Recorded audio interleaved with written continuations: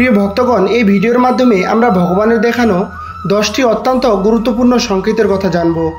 এই সংকেতগুলো আমাদের জীবনে কখনো না কখনো অবশ্যই পেয়ে থাকি, কিন্তু আমরা এই বিশেষ সংকেতগুলোর অর্থ জানি না বলে বুঝতে পারি না যে আসলে ভগবান আমাদের কি বোঝাতে চাইছেন।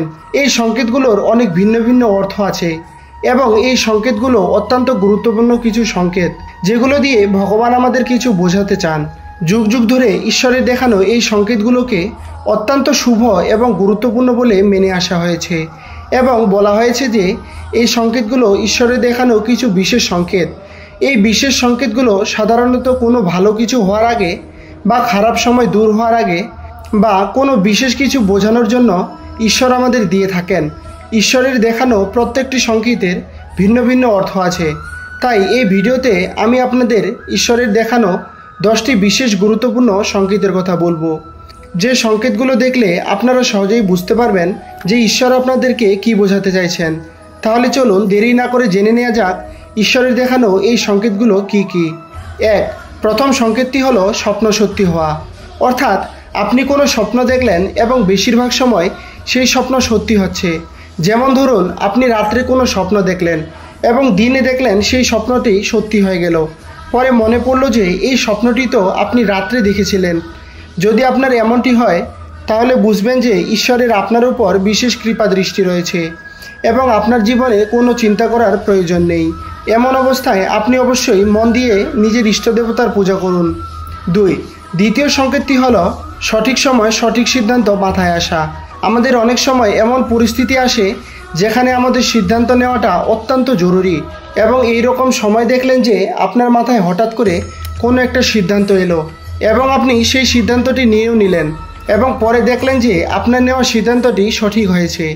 এবং যদি আপনার সাথে এরকমটি প্রায়শই হয়ে থাকে, অর্থাৎ যখন প্রয়োজন পড়ে হঠাৎ করে কোনো না কোনো একটা সিদ্ধান্ত মাথায় চলে আসে আর আপনি সেটা করার পর দেখলেন যে আপনি সফল হয়েছেন, এরকম হলে বুঝবেন যে এটা ঈশ্বরের দেওয়া আপনাকে একটি বড় সংকেত।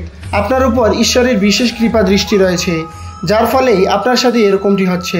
তাই আপনার জীবনে কোনো কিছু নিয়ে চিন্তা করার কোনো প্রয়োজন নেই, কারণ স্বয়ং ভগবান আপনাকে সঠিক পথ দেখাচ্ছেন। আপনি শুধু ভগবানের চরণে নিজেকে সমর্পণ করে সৎ কাজ নিশ্চিন্তে করে যান। 3.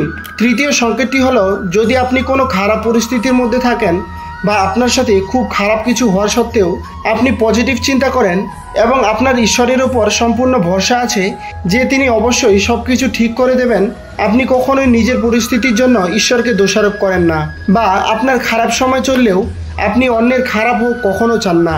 কেউ খারাপ করলেও আপনি ঈশ্বরের কাছে তার ভালো প্রার্থনা করেন, অর্থাৎ আপনি চাইলেও কারো খারাপ হোক সেটা ভাবতে পারেন না। যদি এমনটি হয় তাহলে বুঝবেন যে আপনার উপর ঈশ্বরের বিশেষ কৃপা দৃষ্টি রয়েছে, কারণ খারাপ সময় থেকে বেরোনোর একমাত্র উপায় হলো ঈশ্বরের কৃপা লাভ। আর যে খারাপ সময়ে প্রভুর উপর ভরসা রাখে, অন্যের ভালো প্রার্থনা করে, তার উপর ভগবান কৃপা অবশ্যই করেন। 4. চতুর্থ সংকেতটি হলো ভোর 3টে থেকে 5টের মধ্যে হঠাৎ ঘুম ভেঙে যাওয়া। প্রিয় ভক্তগণ, রাত্রিবেলা আপনি খুব গভীর নিদ্রায় থাকা সত্ত্বেও যদি আপনার ঘুম মাঝেই ভোর 3টে থেকে 5টার মধ্যে ভেঙে যায়, তাহলে বুঝবেন যে এটা ঈশ্বরের কোনো একটি গুরুত্বপূর্ণ সংকেত। কারণ সূর্য ওঠার আগের 45 মিনিট আগ পর্যন্ত সময়কে ব্রহ্ম মুহূর্ত বলা হয়। অর্থাৎ এই ব্রহ্ম মুহূর্ত 3টে থেকে 5টার মধ্যে একটি সময়। এই সময় প্রকৃতিতে একটা অদ্ভুতপূর্ণ পরিবর্তন ঘটে, যা আপনার জীবন সুন্দরভাবে গড়ে তোলার জন্য সংবেদনশীল করে তোলার এবং আধ্যাত্মিক উন্নতি করার একটা অনেক বড় সুযোগ এনে দেয়। তাই যদি মাঝে মাঝে আপনার ঘুম 3টে থেকে 5টার মধ্যে ভেঙে যায়, তাহলে বুঝবেন যে ঈশ্বর আপনাকে জীবনে সুখ শান্তি লাভের একটি বিশেষ সংকেত দিচ্ছেন। আপনাকে ঈশ্বর সংকেত দিচ্ছেন তার প্রার্থনা করার, আপনার সকল সমস্যাকে জীবন থেকে দূরে সরিয়ে দেওয়ার, আধ্যাত্মিক উন্নতি করার এবং আপনার সকল মনের ইচ্ছা পূরণ করার। 5. পঞ্চম সংকেতটি হলো প্রার্থনা করার সময় চোখে জল আসা। প্রিয় ভক্তগণ, আরাধনা করার সময় বা ধ্যান করার সময় আপনি দেখেন যে আপনার চোখে হঠাৎ করে অশ্রু ঝরছে, তাহলে বুঝবেন যে এটি ঈশ্বরের দেওয়া আপনাকে একটি অনেক বড় সংকেত। এর অর্থ হলো যে সেই সময় আপনার আত্মা ঈশ্বরের শক্তির সাথে যুক্ত হয়েছে। ফলে এই সময় যদি আপনি মন দিয়ে ঈশ্বরকে ডাকেন, তিনি অবশ্যই আপনার ডাকে সাড়া দেবেন। এই সময় ঈশ্বরের কাছে করা সকল প্রার্থনা তিনি শোনেন। ঈশ্বরের পূজা জপ ধ্যান করার সময় চোখে অশ্রু আসা আরেকটি কারণ হলো আপনার চিত্ত শুদ্ধি হওয়া। অর্থাৎ পূজা বা প্রার্থনার সময় চোখে অশ্রু আসলে বুঝবেন যে আপনার চিত্ত শুদ্ধ হয়েছে, আপনার অন্তরের খারাপ পরিস্থিতিগুলো পরিষ্কার হচ্ছে ও আপনার অন্তর শুদ্ধ হচ্ছে এবং আপনি আধ্যাত্মিক দিকে বা মূল জ্ঞান লাভের দিকে দ্রুত এগিয়ে যাচ্ছেন। আর ঈশ্বরের বিশেষ কৃপা দৃষ্টির ফলে আপনার সাথে এমনটি হচ্ছে। 6, ষষ্ঠ সংকেতটি হলো, প্রিয় ভক্তগণ, যদি আপনি স্বপ্নে কোনো দেবদেবী মন্দির বা নিজের ইষ্টদেবতার দর্শন করেন তাহলে বুঝবেন এটি আপনাকে ঈশ্বরের দেওয়া একটি অনেক বড় সংকেত। এরকম স্বপ্ন আমাদের এটি বোঝায় যে আমাদের উপর দৈবিক কৃপা আছে। তাই যে দেবদেবী স্বপ্নে দেখছেন সেই দেবীর পূজা অবশ্যই করুন। 7, সপ্তম সংকেতটি হলো জ্বালিয়ে রাখা প্রদীপের শিখা বেড়ে যাওয়া। প্রিয় ভক্তগণ, অগ্নি হলো পঞ্চভূতের মধ্যে একটি।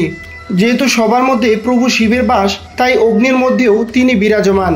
তাই দেখেন যে আপনি পূজা করছেন এবং আপনার সামনেই রাখা প্রদীপের শিখা হঠাৎ করে বেড়ে গেল, তাহলে বুঝবেন যে এটা ঈশ্বরের দেওয়া একটি বড় সংকেত।